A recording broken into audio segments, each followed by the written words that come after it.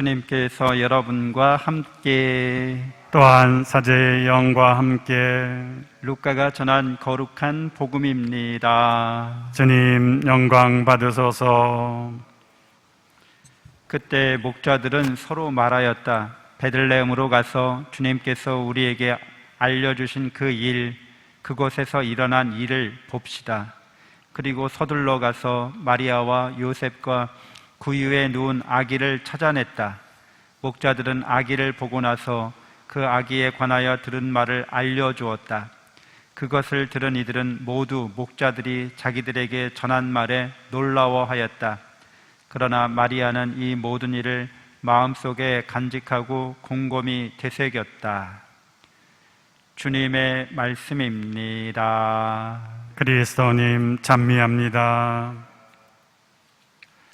찬미 예수님, 찬미 예수님 하나님의 복동이 사랑합니다. 사랑합니다. 네, 우리는 하나님의 사랑, 그분의 은총을 풍요롭게 받았습니다. 그래서 우리가 이렇게 살아있는 거죠. 이 생명을 나타내는 우리의 이런 존재는 여러 가지 복합적인 그런 존재로서 나타나게 됩니다. 그 말은 우리는 이렇게 육신의 생명을 입고 있습니다. 동물들도 육체의 생명을 다 지니고 있죠. 근데 인간이란 존재는 겉으로 드러나는 이 육신의 생명뿐만 아니라 속생명이라고 하는 것도 있습니다. 드러나지 않는 생명인데 마음이라고도 할 수 있는 거죠. 마음도 생명을 지니고 있습니다. 물론 이 몸과 마음은 연결되어 있습니다. 그래서 몸이 아프면 마음도 영향을 받습니다. 마음이 아프면 몸도 영향을 받습니다. 이렇게 몸과 마음이 겉으로 드러낸 생명과 속 생명이 구별되지만 연결되어 있는 거죠. 그렇다고 똑같다고 말하기는 어렵습니다. 우리는 육신의 생명보다도 마음의 생명이 더 중요하다는 것을 다 알고 있습니다. 육신은 멀쩡해도 마음이 병들거나 마음이 죽으면 그러면 그 존재의 가치가 그 사람이 그 살아가는 삶의 수준이나 삶의 질이 떨어지게 됩니다. 비록 몸이 아파도 병들었어도 마음이 굳건하고 건강하고 활기차면 다른 많은 사람들에게 용기와 위로와 격려를, 희망을 안겨줍니다. 그래서 겉으로 드러난 생명은 물질적인 가치를 우리에게 드러내주고 속생각, 이 속마음, 속생명, 속마음은 정신적인 가치를 우리에게 드러내줍니다. 인간이 삶을 살아갈 때 물론 물질적인 가치들도 중요하지만 더 중요한 것은 정신적인 가치인 거죠. 그래서 우리의 속생명, 이 마음이라고 하는 것들을 우리가 잘 살펴보면 그 생명 현상이 어떻게 나타나는지를 우리는 관찰할 수 있습니다. 우리의 육신의 생명은 오감 정보를 갖고 있죠. 팔다리, 사지와 내장 기관들을 갖고 있습니다. 감각 기관들을 갖고 있습니다. 이게 육신의 생명이 겉으로 드러난 모습인 거죠. 근데 속생명인 이 마음은 우리의 생각, 감정, 의지로 구성되어 있습니다. 그러니까 이 속생명이라고 하는 마음은 각자가 다 생각이 다르고 느낌이 다르고 그것에 대한 의지가 다르게 형성된다는 거죠. 그래서 사람마다 마음이 다 다릅니다. 그 말은 사람마다 개성이 있다는 거죠. 육신의 이 겉으로 드러난 이 개성이 아니라 그 사람을 정말 그 사람이라고 말할 수 있는 것은 그 사람의 개성입니다. 개인의 특별한 성격인데, 그것은 그 사람의 마음인데, 즉 그의 생각과 그의 느낌과 그의 의지가 다르다는 거죠. 그래서 개성을 존중받고 또 개성을 누구나 서로 간에 인정할 때 우리는 함께 어울려서 살아갈 수 있게 됩니다.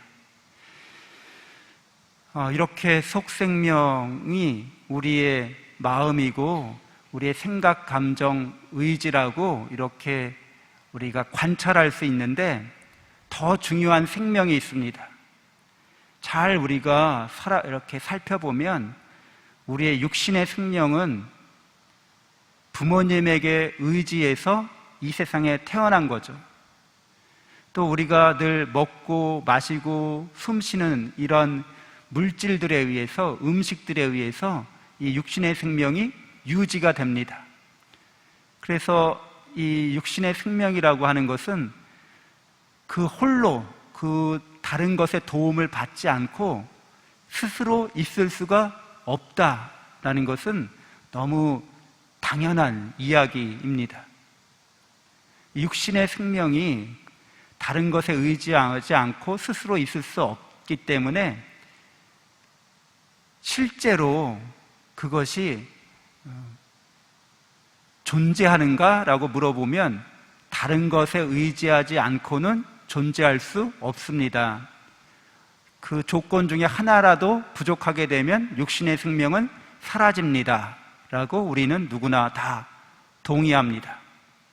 그런데 마음이라고 하는, 속생명이라고 하는 이 마음도 역시 마찬가지입니다. 마음은 생각, 감정, 의지로 구성되어 있다고 말씀드렸습니다. 근데 이 생각이라고 하는 것도 누군가의 어떤 이야기를 듣고 생각이 생겨납니다. 어떤 정보를 듣고서, 이야기를 듣고서 생각이 나타나고 생각이 형성된다는 거죠. 좋은 얘기를 들으면 좋은 생각이, 나쁜 얘기를 들으면 나쁜 생각이 떠오르게 됩니다. 그리고 여러 생각 중에서 어떤 생각을 이게 내 생각이야 라고 결정하게 됩니다.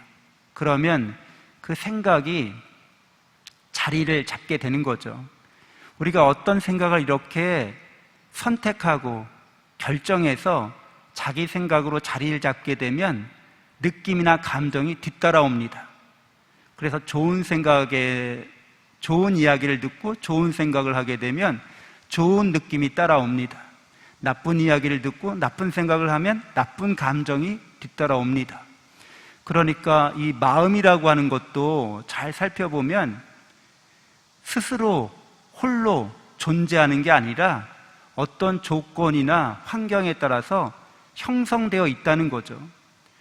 그래서 이 생각이 바뀌면 마음도 바뀌게 됩니다. 그러니까 우리가 어떤 사람에 대해서 좋은 생각을 갖고 있었어요. 왜냐하면 그 사람에 대해서 좋은 이야기를 들었기 때문에. 근데 그 사람하고 같이 겪어보면서 그 사람이 생각보다 좋지 않은 사람이라는 것을, 이야기보다 좋지 않은 사람이라는 그런 걸 알게 됐을 때 생각이 바뀌면서 그 사람에 대한 느낌도 바뀌게 됩니다. 우리의 마음이 변화된 거죠. 그래서 이 몸과 마찬가지로 마음이라고 하는 것도 실제 한다고 말하기 어려워요. 그러니까 다른 거에 상관없이 그냥 그대로 있는 게 아니라 끊임없이 변화한다는 거죠. 그러니까 내 몸도 내 마음도 오늘 이렇게 여름철 더위에 내 몸이 반응하는 것처럼, 땅구멍이 열리고 땀이 나는 것처럼 내 마음도 어떤 이야기를, 어떤 정보를 듣는가에 따라서 늘 끊임없이 변화하고 있습니다. 그러니까 몸과 마음이 그런 거 없이 자기가 스스로 있다고 말할 수 없는데요. 이야기를 길게 드린 것은 그런 거를 넘어서 영적인 생명이 있다는 것을 말씀드리려고 한 겁니다.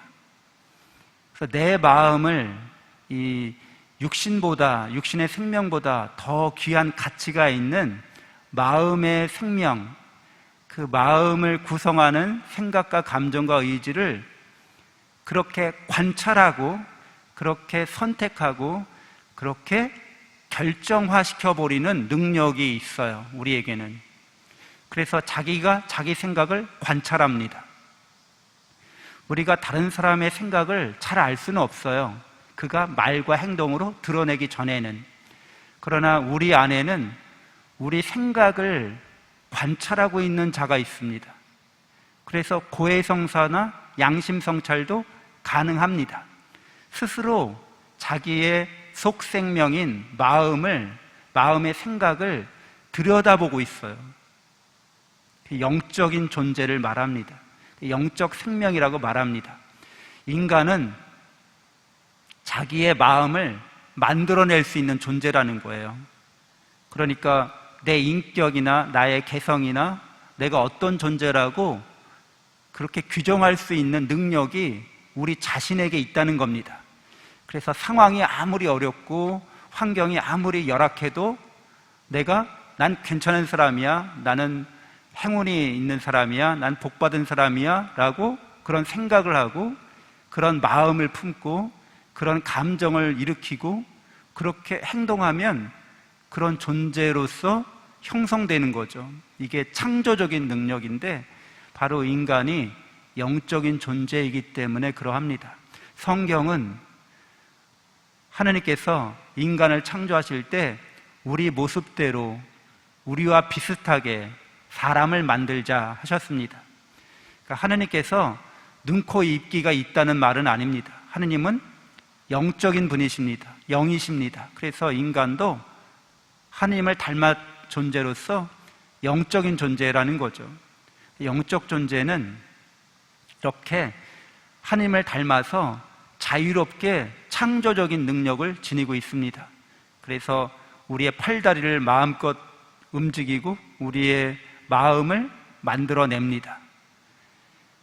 하나님의 사랑으로 이렇게 우리가 영적인 존재가 되었는데 하나님은 영원하신 분이기 때문에 우리 생명도, 영적인 생명도 영원합니다. 우리가 창조되었지만 그러나 파멸되지는 않습니다. 오늘 제1독서에서 지혜서의 말씀에서 이렇게 말하고 있습니다.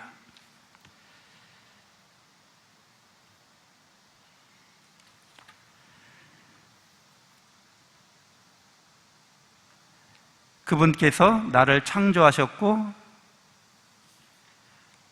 집회서 24장 9절이죠. 나는 영원에 이르기까지 사라지지 않으리라 라고 말씀하고 있습니다. 창조되었지만, 그 시작이 있었지만 끝은 없으리라는 거죠. 영원하다는 거죠. 그러니까 하나님께서 영적인 존재로 창조하신 인간은 시작이 있었지만 끝은 없습니다. 영원한 생명을 지니고 있다는 거죠. 영적인 존재로서. 그래서 이 세상을 떠난 이후에도 자기의 마음을 만들어냅니다. 그 마음이 사라지지 않는다는 거죠. 그러니까 이 영적인 존재가 만들어낸 마음이 그 영적인 존재의 수준을 드러냅니다. 영적인 존재가 훌륭한 마음을 만들어내려면, 좋은 마음을 만들어내려면 하나님의 사랑과 은총 안에 연결되어 있어야 합니다. 왜냐하면 우리는 영적인 존재고 하나님은 영이시기 때문에 늘 그분의 사랑과 은총으로 우리가 존재하고 있는 거기 때문에 내가 사랑으로 존재하고 있다. 그리고 내가 그 사랑으로 하나님처럼 창조하고 있다. 자기 마음을 만들어내고 있는 거죠. 그래서 우주를 만들어내는 것보다 더 귀하고 중요한 일이 마음을 만들어내는 일입니다. 자기 마음을 아름답게 만들어내려면 늘 하나님의 사랑으로 자기를 사랑할 줄 알아야 합니다. 하나님을 사랑하는 것, 그리고 이웃을 자기 자신처럼 사랑하는 것은 영적인 존재가 할 일이라는 거죠. 그리고 사랑하게 되면 행복하게 됩니다. 사랑받고 사랑하는 것이 참된 행복을 우리에게 드러내 줍니다. 돈이나 권력이나 명예나 이 세상에 어떤 것들이 많아도 사랑받고 있다, 사랑하고 있다라는 그런 마음의 움직임이 없으면 그 마음은 불행한, 그 마음은 공허한 그런 마음으로 황폐하게 됩니다. 하나님께서는 우리가 늘 사랑받고 있다는 것을 당신의 아드님 예수 그리스도를 통해서 알려주셨습니다. 오늘 복음에서 마리아가 예수님을 잉태했는데 그 잉태하고 이제 오늘 태어났는데 천사들이 알려줘서 목동들이 찾아옵니다. 그리고 우리는 이 기쁜 성탄을 크리스마스라고 경축합니다. 인사말로. 근데 잘 알다시피 여러분, 이 크리스마스라는 뜻은 그리스도의 미사라는 뜻이죠. 그러니까 그리스도의 이 미사, 곧 그리스도의 제사라는 뜻입니다. 그러니까 그분의 생일날을 그분의 제삿날이다라고 말하고 있는 거죠. 그러니까 인간적으로 이 말을 누군가에게 한다면 대노하면서 크게 그 사람에게 폭행을 저지를 수도 있습니다. 폭력을 행사할 수도 있습니다. 왜냐하면 가장 경축스러운 날을 가장 불행한 날로 바꾸어 버리기 때문에 그러하죠. 근데 예수님은, 하느님께서는 당신의 아드님을, 당신의 생일을, 아드님의 생일을 그의 제삿날이라고 그렇게 말씀하십니다. 그 말은 우리가 하느님의 사랑과 은총을 받은 영적인 존재임에도 불구하고 하느님을 사랑하지 않고 이웃을 자기 자신처럼 사랑하지 않는 그 죄를, 그의 죄값을 예수님의 십자가 제사로 대신 갚아주시기 때문에 그렇게 예수 그리스도의 탄생일을 크리스마스라고 부르도록 하셨다는 거죠. 그러니까 우리는 늘 예수님 안에서 죄를 용서받습니다. 그리고 영적인 생명을 지닌 존재로서 하느님의 끝없는 사랑 속에서 우리는 계속해서 하느님을 닮아가는 그런 희망을 안고 살아갈 수 있게 됩니다. 잠시 눈을 감고 묵상하겠습니다.